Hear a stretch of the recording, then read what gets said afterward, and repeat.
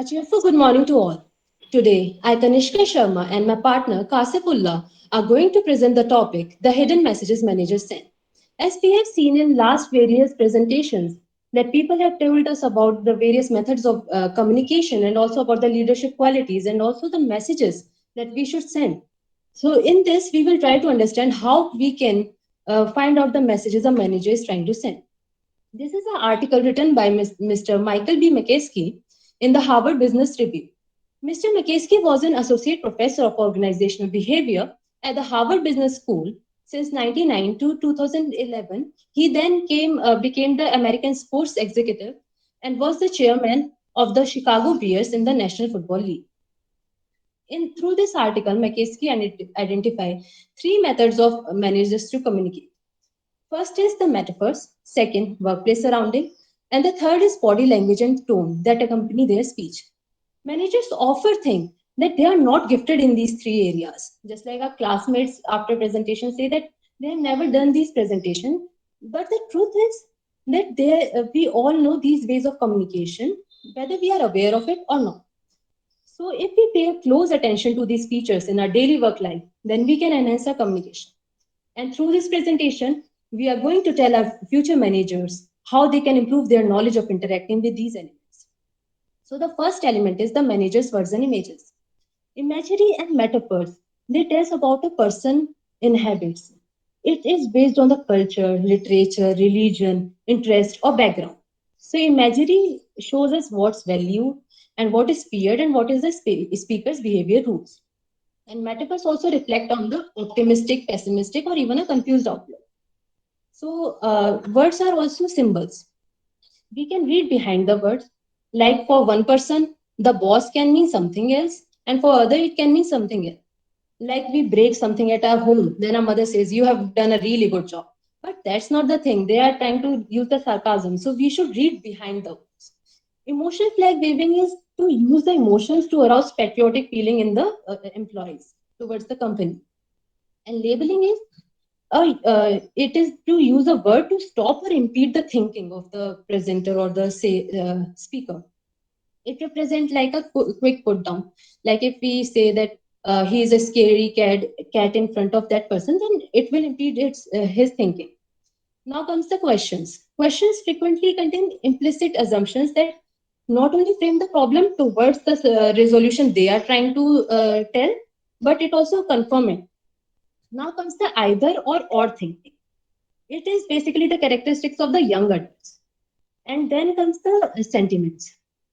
So the managers also use the sentiments to convey their message. Now, words and images reveal the meaning of a person's choice of words as well as the important beliefs or assumptions that and the experience that lie within it. Now comes the three characteristics of verbal environment. The first is the use of either concrete or abstract words. Some people like to say the things to the point. Some like to say in a different manner. Second is that bosses sometimes use jokes to let away the risky statements. And the third is identification, how a person identify themselves. They use I or we. Like we can also be used in two forms. If a group has done the whole work together and they are using we, so it appreciate that they are they are also saying about the group. But if the person has done the job by himself and he is using we, then it is thought of a boastful statement. Now, the second is the business office and location. Business office and location also send the messages. It tells a lot about the person. It represents the territory. Like it gives the home court advantage. Like in IPL, we also say that it is their home court, so they are getting the advantage. It also emphasizes the manager's authority and position, and it also affects the behavior, how people are behaving in front of the manager. There are different locations. So, as we can see that physical arrangement define the place of the meeting also, like the purpose, what kind of purpose a manager want. That by that we can define the place of the meeting. Like in diagram also we can see different kind of rooms. So in the first we can see that they are talking one on one. So it kind of tells about the managers that they are trying to have the control over their belongings and they are trying to show their power and authority.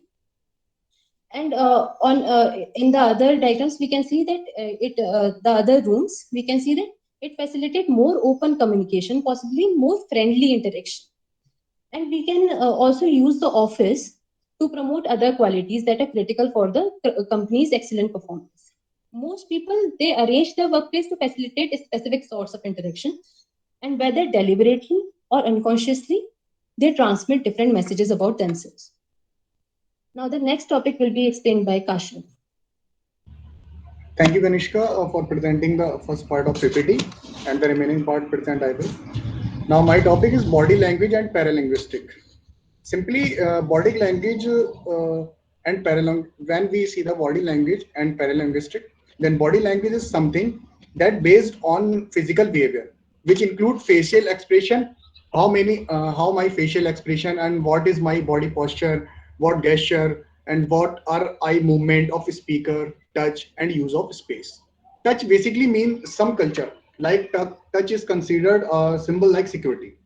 When we come on paralinguistic, it speak of like what is the tone of speaker, what the way of speaking, slow or fast, which include tone of voice, rate, and pitch of sound with volume in articulation. Here say that both means body language and paralinguistic color support on contradicts the word people use. For example, if I said I am happy, that's informal way without any facial expression. That's mean it is incomplete. If I said I am very happy with facial expression, that's mean I am happy. Now, as an example, the project at an Kanishka slide change please. As an example, the project manager at an aerospace company wants the company to pay for the project in turn, but he changed his message. For example, here he called basically a meeting of higher management people for project funding or funding to company. When he was pitching to manager of company, that company should be funding project internally. But manager said no. Suddenly he changed his pitching and said that he has a new idea for funding the project externally. Like this, we can say that everyone use of dual conversation and may take time. In like the example, previous example, this type of non-verbal message in common everyday business life. Non-verbal messages are ambitious in nature, like what I want to say and what the listener want to listen. If any listener does not want to listen this, then we cannot listen. So he can reinterpret or deny him. Then the third is safer method of communication message, like what I want to say, I said, and I am out of it. Now come to the topic here. Some book claim how to read body language. Can some book remove ambiguity of body language? Is a question. Can any single book remove this? Like many book claim that read this book, you will be master in body language. So it is no. Like many book claim, if anyone sitting casually, for example, cross arm legs. Here show closed attitude. If anyone toss turn away, then show disinterest. In the third pick, if anyone touching noise, that mean indicate lying. And mid, it if someone gesturing while speaking in frankly way without raising hand, both side, then showing honesty and elegance. And the last is messaging forehead. If someone is rashes his head, that means show uneasiness.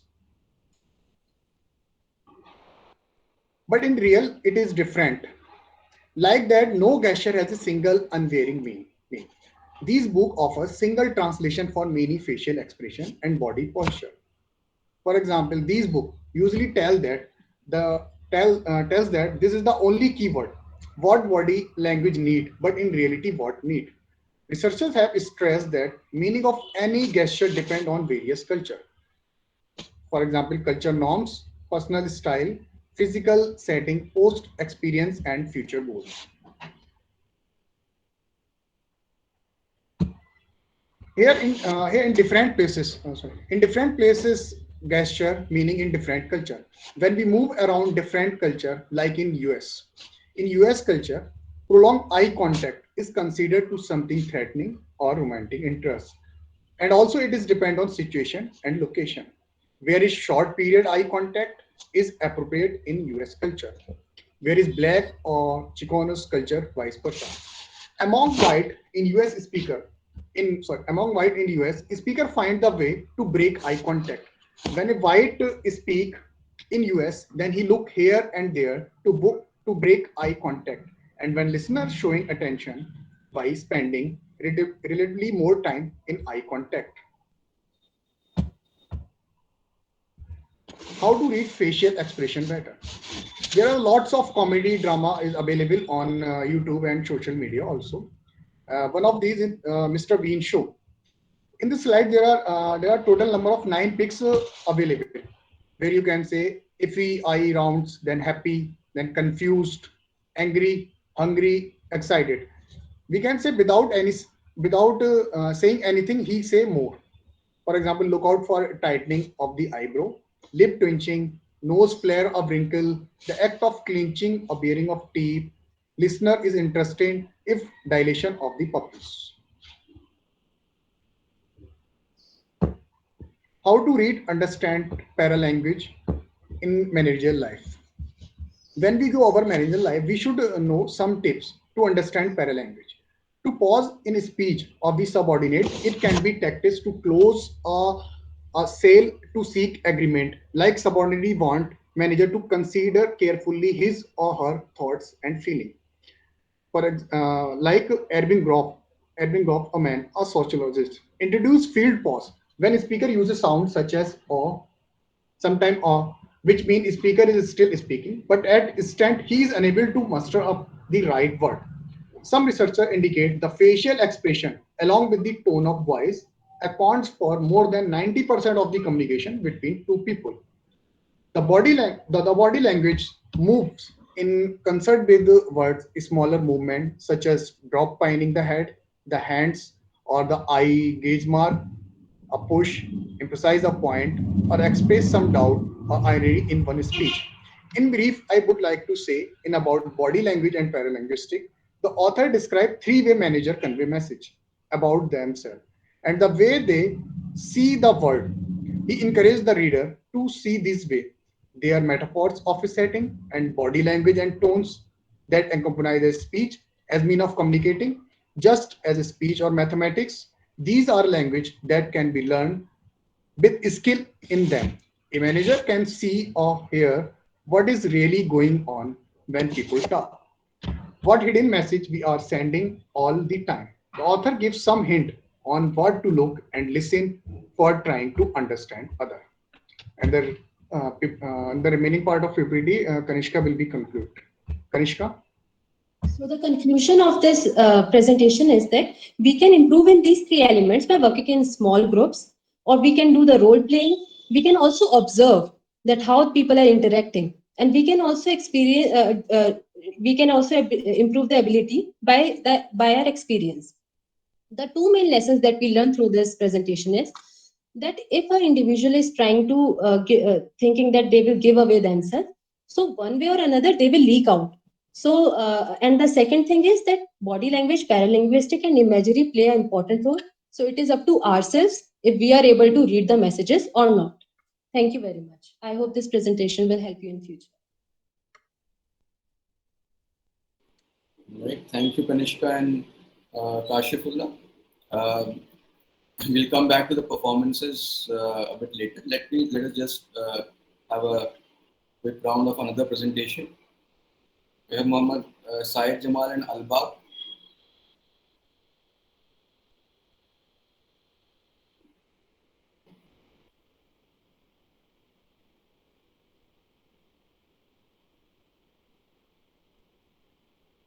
Good morning, everyone.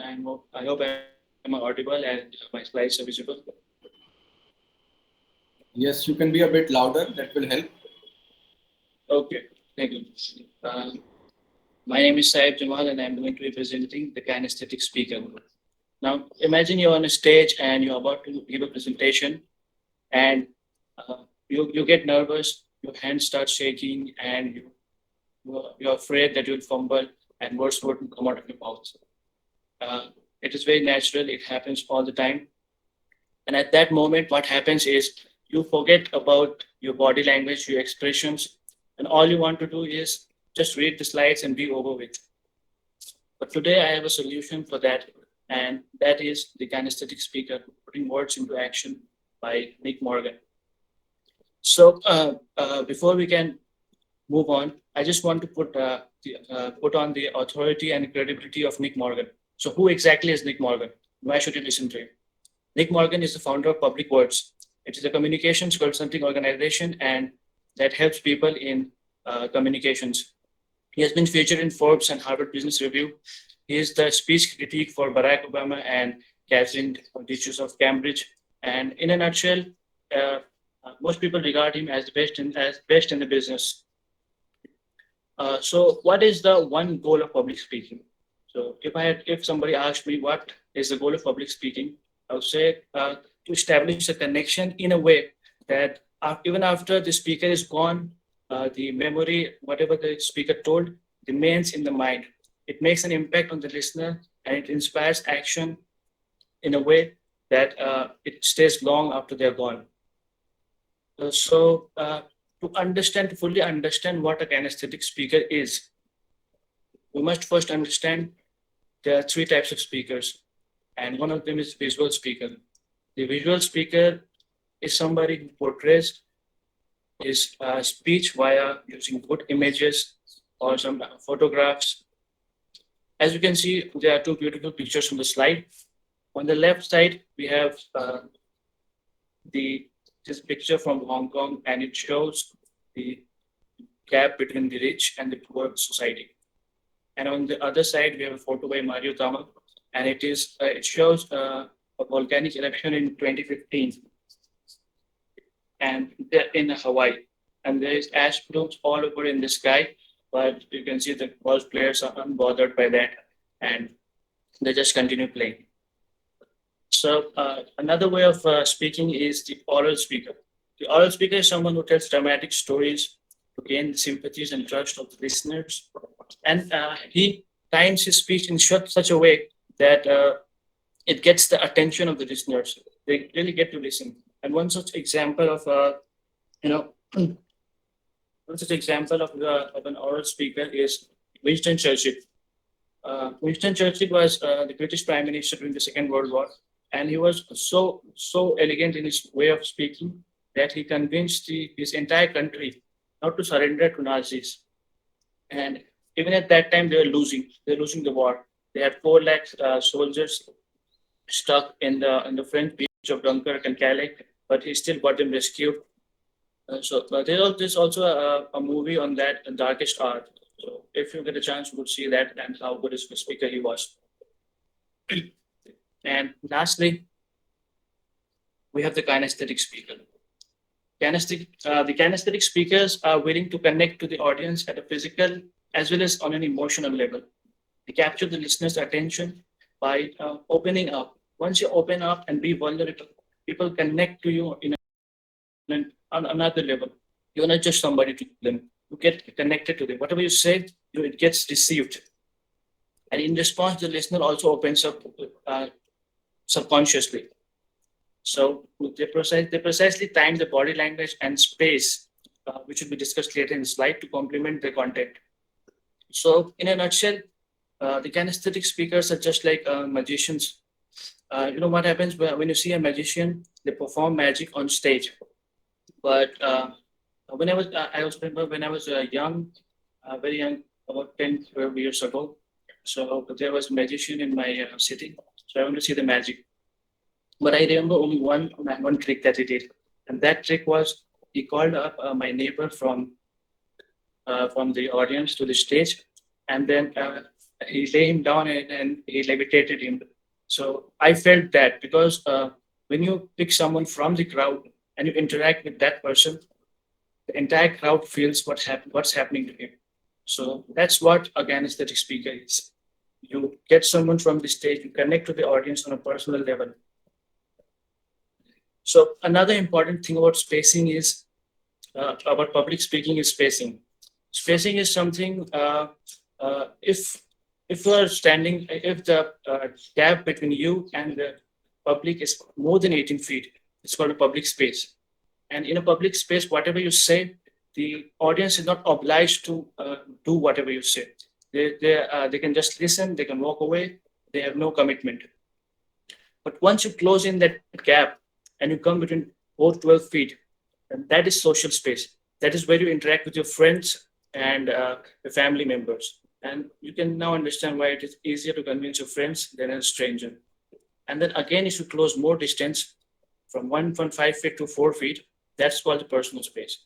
In the personal space, you have the highest chance of influencing someone or telling someone a great story or something that will stay in their mind. So, what every kinesthetic speaker tries to do is he tries to get into the personal space of the listeners by some excuse or something, or by trying to hand out something, or by trying to lean into the crowd, or by moving into the crowd or walking into the crowd. So try to find some ways to use the personal space. And anything less than 1.5 feet is intimate space. Okay. So, okay.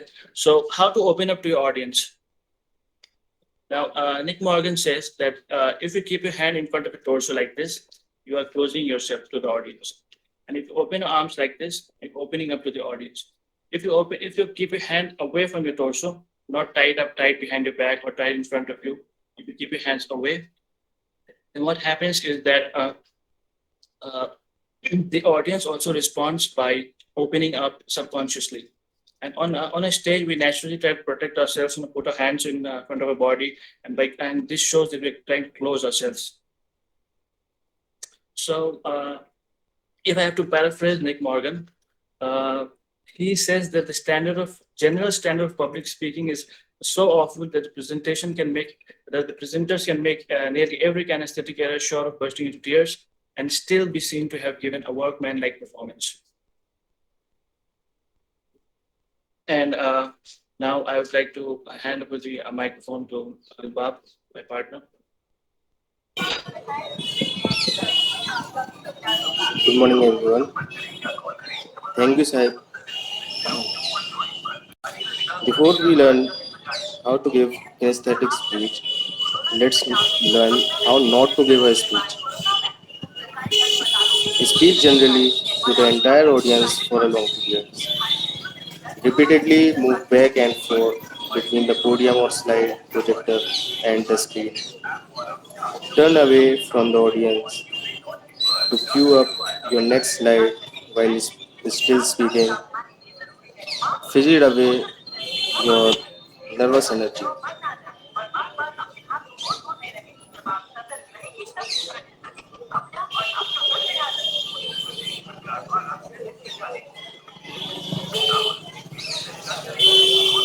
Here are 4 steps to giving a kinesthetic speech. Step 1, opening up. Every communication is two-way. The first step is to open up. If you open up, your audience respond by opening up too, and therefore making a communication possible.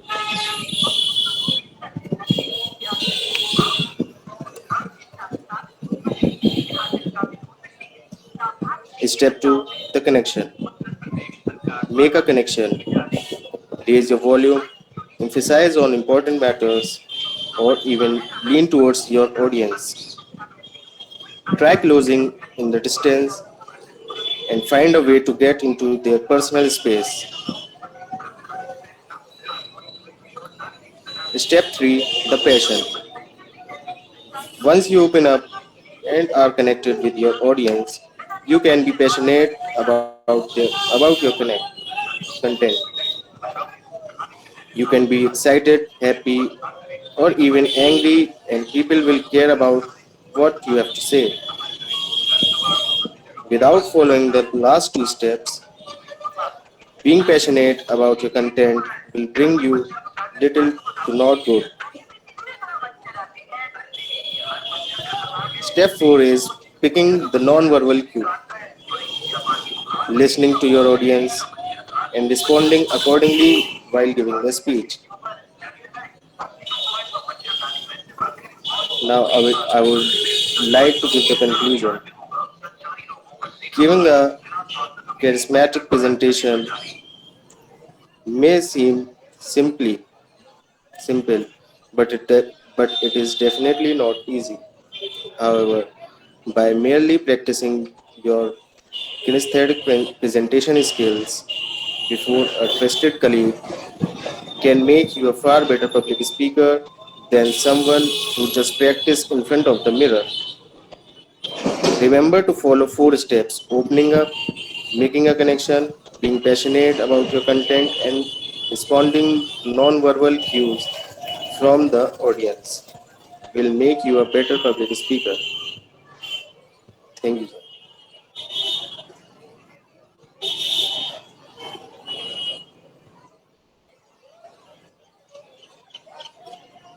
Right. Thank you, Jamal and Bob. Okay, so let us now come to the. We will try to understand the. So Bob, you can mute yourself for a bit. Sorry, sir. Can you mute yourself?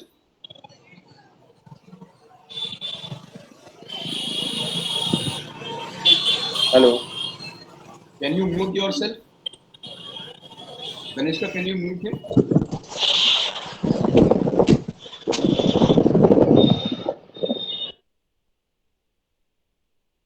So let us first try to understand the performances and try to decode the performances, and then we'll come to the content. So let us start with the first 2 speakers. Kanishka, what do you think about your performance?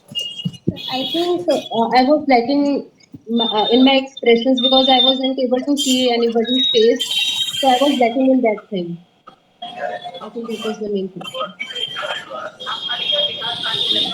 Okay. So any suggestions for Kanishka?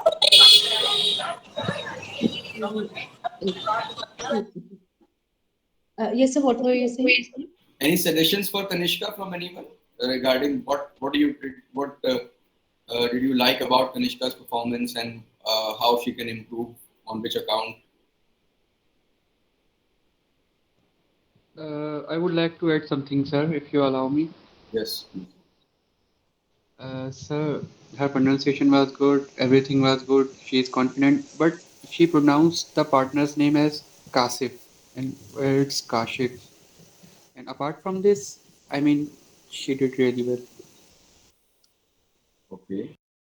Actually, Kashif told me a day or two before that his spelling is Kasif, so I thought it is better to speak that. Oh, that I think I am pronouncing it wrong. Sorry. All right. Any other suggestion for Kanishka and whether areas where she can improve? Okay, so let us move to Kashifullah. So it is Kasifullah or Kashifullah? You can just correct us, Kashif.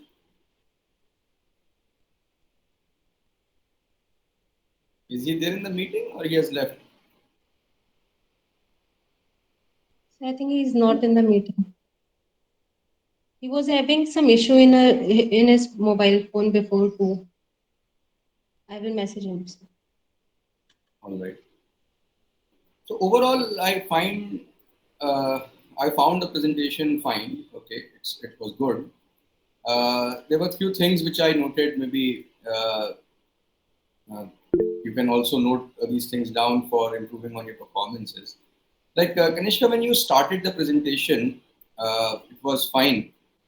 However, I would have loved to see some attention getter or something, some kind of say a scenario like we saw in the second presentation, or some because uh, many a times it happens that students, because they have not been managers themselves, they are not able to identify with the roles of a manager or a leader as such.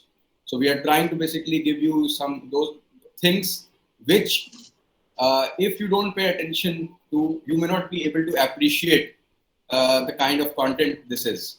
Okay, you may think that okay, it's just another article and it's not just another article. It is based on a lot of experience and a lot of data and a lot of insights from a long careers of people. Okay. So from that perspective, if you can start, say, for example, with an example or something like that. In your whole presentation, I found that examples were missing. Okay. So you can, and not just examples, but we are always emphasizing that you can characterize those examples. Okay, create characters out of those examples. So or you can say take the names from your classmates or someone like associated to you. Maybe you can see the difference. If you are saying okay, there is Nick, there is Bob. Instead of that, you say there is Sana and there is Usman. So then you can just say that you can assume that even people will pay attention, and that itself becomes a attention getter for you in between. You can energize your presentations in between. So that's what I felt, that maybe a bit more examples, and once you are transitioning from one piece of content to another piece of content. Say, for example, there are 3 things you want to explain in your part. Okay, so be very clear about it. There's the first part, and then when you are transitioning from first to second part, summarize the first part or take a pause at least. Let the people reflect on that first part, and then move on to the second part and logically connect it to the second part. So that's what you can practice a bit more, maybe. So then it will not appear disconnected. The slides will basically, you can इसे कहना पिरोते हैं. Yes. Okay, so that will come into your presentations. You can move from that. Kashifullah, you can. He's not here in the presentation. Maybe you can note down some things for him. There is a lot of practice which he needs. What I felt because of the command over language also, and some of the pronunciations were, and in fact he like the ambiguous versus ambitions. So he said ambitions instead of ambiguous, non-verbal, and paralanguage. It was a bit of monotone when he was trying to read from the slides. So what the first thing he need to basically practice and develop command over language.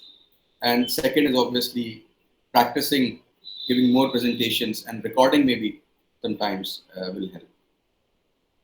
Okay, let us come to the next 2 presenters. Syed, what do you think? So what I think is that I couldn't see anyone. I was trying to present in full screen, so I switched to another tab and I couldn't see even you. So I was just presenting to a blank screen. It felt like that. And another thing is that I was out of practice. I haven't spoken English in a long time, so it took me some time to get the words right. And so I had to practice. I stayed a lot. I read a lot. I spoke out loud a lot.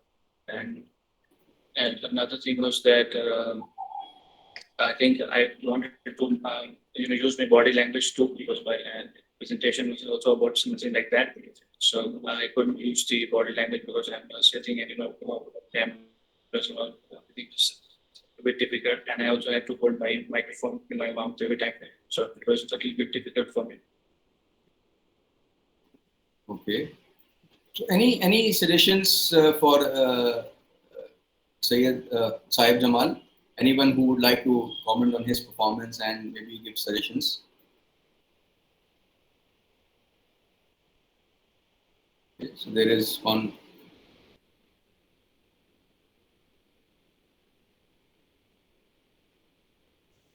Well, Syed seems to have understood this article very well. Yes, sir, there is a lack of practice and the collaboration, I guess. Apart from this, side part is okay for me.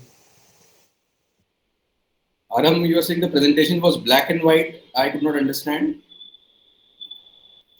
Maybe you Sir, can- meaning the presentation was just plain. It didn't have any design or aesthetically, it wasn't good. Slides. Maybe you were talking about the slides. Yes, yes, sir. Like to add something. Yes. Yeah, I purposely kept slides, very, very minimalistic, because I see a lot of people, that use too many different templates, too many fonts. the titles are jumping up and down in every slide. There is no uniformity. So I just wanted to keep it simple, keep it uniform. I actually used to do some micro works to prepare presentation for us. So I just that I sort of keep it simple, no jumping titles, keep it all organized, use the same font, use bigger fonts, make it readable, and that's it. Okay. So let us now listen to Albab. Albab, you can. What do you think about your performance?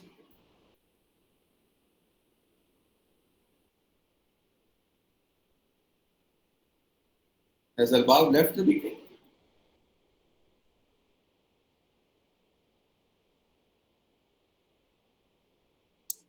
Yes, he is not in the meeting.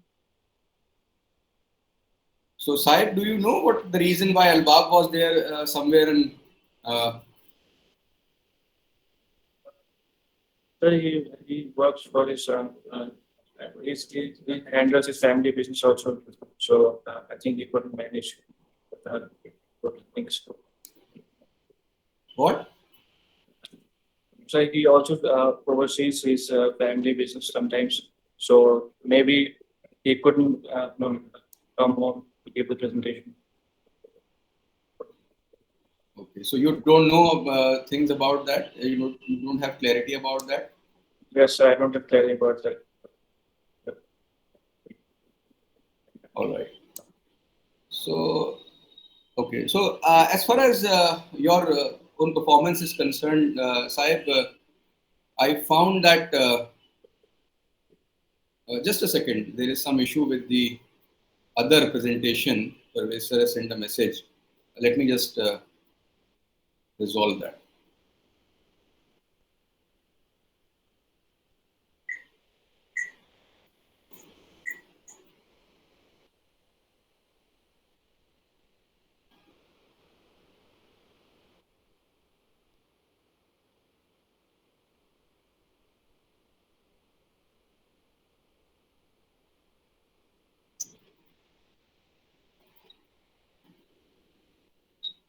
Sorry, please restart. Yes, can share the screen.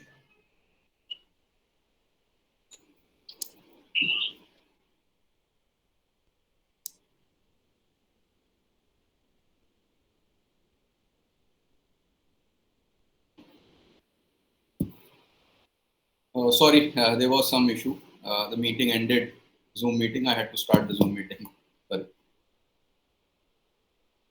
Okay. So, as far as this second presentation is concerned, I was very happy to see how Saib started the presentation. There is this problem with obviously this Google Meet that you don't get to see the audience, and there is no way once you basically are presenting to a black screen, and this sometimes is kind of distracting if you have not practiced it. Okay, and you are not able to have any idea of the you can say non-verbal cues of the audience. So there is this issue. However, that's what we were told in the initial phases that we need to practice the medium which we are going to use, and this is going to be the norm. We all understand this, that there is no shying away from online presentations now. Okay, not here. Maybe you will get back. You will get back to the classes and all, I hope. However, in your life, in your work life, there will be a chance that you will end up giving online presentations. There's a very high probability of that. So I really like the way Saib started. As such, it was like creating a scenario that this is what happens when you're giving a presentation, and sometimes, and it was very real because many times people feel this. We call this having cold feet, or similar things happen to us. People get nervous when they are, and from there he started a new building. So his part was very good, and then I liked the style also intense because he was quite intense and involved in his part, and he knew what he was talking about. So that's what it was good. And his overall style is more of an kind, you can say, explanatory nature. So it was more like explaining things, and it's perfectly fine to have such a style. And yes, for more fluency, maybe that's what you have yourself noted down, that a bit more practice would go a long way.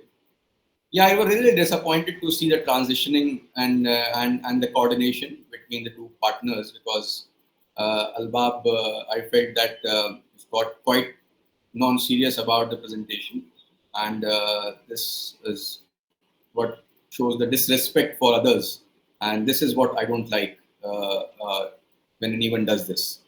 And from the attire of a presentation, from the venue of a presentation perspective, and from the uh, overall presentation perspective, I was highly disappointed by such effort. And so that's what I couldn't say, that because I don't know, because from his presentation, I could not make out whether there was any effort or not. So I cannot comment on where to improve, because I felt there was no effort as such.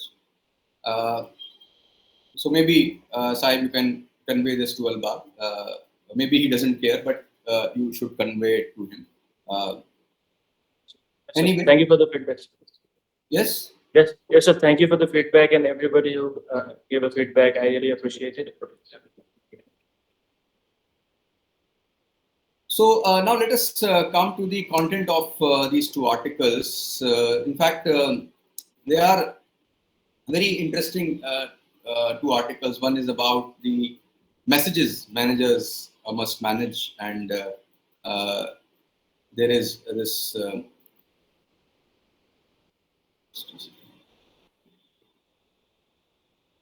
And it talks about both of these articles have somehow touched upon the non-verbal part of communication also. Okay, and in fact, we will cover some of the non-verbal communication things and what constitutes non-verbal communication, maybe in some classes, or I'll share some videos with you. But overall, we feel that there is the majority part of our communication is non-verbal, and many times we don't even realize that what we are doing. Using, say, for example, the attire we wear, and like we say that it's dressing for the occasion. Now, how you are dressing for the occasion? Maybe it's a regular meeting in your office. Maybe it's your presentation. Maybe it's your interview, or it's something else. And it may be just your daily attire for your office or workplace. So how you are dressed says lot more things about you than you can yourself imagine. So what kind of metaphors do you use? What kind of language do you use? What kind of jokes, humor do you use? And so managers as such should pay attention to what they are doing, uh, not just on the task which they have at hand. That's what the first article is talking about. It's talking about there are a lot of things which managers do, but they are not themselves aware. They are hidden messages. Okay, managers send, and for others also. It is important to understand those messages. So how do you understand? How do you decode what the other person? So, like we always advise our students when they go in their professional lives, when they start any job. So we say that if it's a job, so try to basically the first 30 days, you should be very, very observant and a bit quiet also. Okay. Do not try to basically impress everyone in the first 30 days. Okay. Because the chances are it may happen, you may impress also, but it may also backfire sometimes because you don't understand the culture of the organization. You don't understand because you are new to the power relations. You don't know what are the power relations in the organization. How what is the nature of formal communication, and how informal is the informal communication. Okay, and how informal is the formal communication. So you don't know all of these things. So what you should do, you should be very observant of things. Try to basically take down notes if you can, understand. And this comes naturally to us. Like when we when we go to a place, we all understand that, okay, this is the person who has more power. He is commanding more respect. The other person is more forgiving. The other person is more authoritative. So that's what we make judgments about people. Okay. And these kind of things we can only understand when we understand these hidden messages. Because nobody will come and say, look, I'm very authoritative. Okay. But the kind of things they do and how they do it, you can only decode those things. So that's what the first article is talking about. It's about talking about even non-verbal cues, okay, paralinguistics. So it talks about all of these things. So I would advise that all of you go and read these articles, because these are important articles and they can open up a lot of curiosity in your mind. The second article by Nick Morgan, again, is a very classic. It's a classic article, and it has been again read and downloaded many times and reprinted also. It's a kinesthetic speaker. So we talk about there are three kinds of learning styles in people. One is the visual learning style, the other is the auditory learning style, and third is kinesthetic learning style. Visual is basically people learn by viewing things, by seeing the visuals. The other style is by auditory style. What says that people learn by listening to things. Okay, so you can just check yourself and self-introspect that whether you are more of a visual learner or an auditory learner. Now, again, then there's a third kind of learner, which is called kinesthetic learner, which is basically learning by doing things. Now, nobody is 100% kinesthetic or 100% visual or 100% auditory learner. Okay, so there is a combination. We are all visual learners, we are all auditory learners, and we are all kinesthetic learners. But one of the learning types may be dominant. Okay, and also it is context specific. In some context, we would like to be, say, kinesthetic learner. In some other context, we would like to be auditory learner.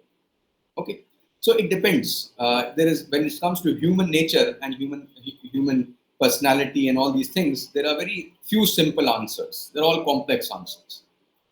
So this article talks about being a kinesthetic speaker. So what it says that speaking by doing things. Okay, that's what this article Nick Morgan is trying to, and he has given some ways in which you can do that, like opening up to your audience. And if you open up, because there is a principle of reciprocity, so people reciprocate what others basically do. So if someone say, like, we have greetings, if someone greets you, you basically greet them back, and that is very basic human nature. So similarly, we don't even realize that once a speaker, say for example, it's an open speaker, and they're trying to open up to you, you also open up unknowingly. Maybe the speaker is making you comfortable, and that's what Nick Morgan is talking about by opening up. And then he also talks about some other things, and he talks about the passion about the content. And that can only happen, but one of the first two stages are like you cover those things. You open up properly, and you know your content, you know your audience very well. You know what are their, like, you can obviously, when you're talking about audience, so you are taking an average of people. You take an average and have some, you cannot take every individual in your audience. Okay, so you make some assumptions about your audience that, okay, they are at this level, and they will be knowing these things, and this information might be new to them, and they will be more interested in such kind of information, and this is what they would like, and this what they would like to, like, for example, a key takeaway which they can have and apply it in their work life. And every adult is interested in this part. Every adult, irrespective of whether you are a student, so we don't, because the more we move in life, okay, so in age, as we move towards adulthood and then to the maturity, and we can say one change which takes place in our mindset is that we only learn things, and we only want to learn things which can help us. So we can say we become more mean in life. So we only focus our attention to things which can directly help us. So as a speaker, as a presenter, can you give anything to your audience which they can take and apply it to their settings? Just by doing this, you can become a kinesthetic speaker, in fact. And if you follow those things, by obviously the opening up and all these things, there are chances that you can move in that direction. And also it talks about understanding the non-verbal cues of the audience. In these settings, in online settings, it's slightly difficult, but yes, you can do it. For example, we still don't have this in many. Usually, we don't have, when we are giving business presentations. There are fewer people. Okay, there are few people in business presentations, and most of them are have their cameras open, and they are expressive. And nowadays, we are getting into the zone, and the technology is moving in that zone where we will see much more, I would say, deeper interactions online. And with the advances in technology like virtual reality and augmented reality, we have already started seeing some features in Microsoft Teams and all other video tools, that it is getting more and more nuanced, and it is getting more personal, where this non-verbal and all these things will come into picture. Maybe not right now, but they will come in very quickly. So both of these articles have a lot of learning for us if we really want to understand those things. And I would advise all to go and read these articles and make use of these articles. Okay. So any doubt, any comment, anything, anyone who wishes to add to anything?